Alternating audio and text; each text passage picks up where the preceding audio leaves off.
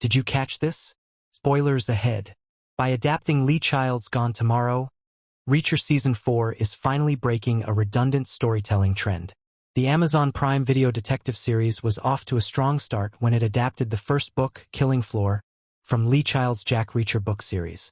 However, instead of treading the same path as many novel adaptations and following the source material's chronology, Reacher Season 2 switched things up a little by picking the 11th book, Bad Luck and Trouble, in Lee Child's original series.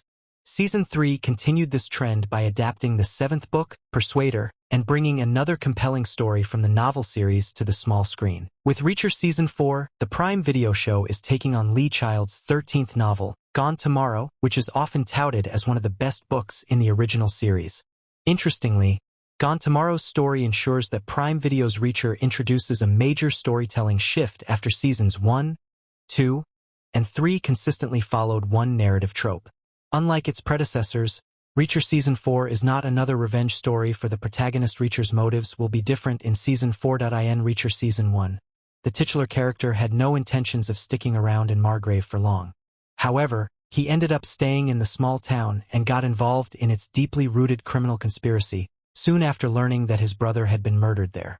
Although Reacher was driven by his strong sense of justice, he was also on a war path against the villains because he wanted revenge. Reacher Season 2 raised the stakes for the character by featuring a bigger setting and more dangerous antagonists. Reacher's motives, though, remained the same in Season 2, given how he and his former team members from the 110th Special Investigation Unit were primarily driven by their hunger for revenge after the main villain murdered their military allies. Despite having a different setting and initial story setup, Reacher Season 3 did not change this trend and walked through another revenge story where Jack Reacher only agreed to be the DEA's informant because it gave him the opportunity to exact revenge on a man responsible for killing his military police colleague. Fortunately, instead of repeating the storytelling trend for the fourth time, Reacher Season 4 is changing things by adapting Lee Child's Gone Tomorrow. In the original book, Jack Reacher finds himself in the middle of another conspiracy after he fails to save a suicide bomber from taking her own life.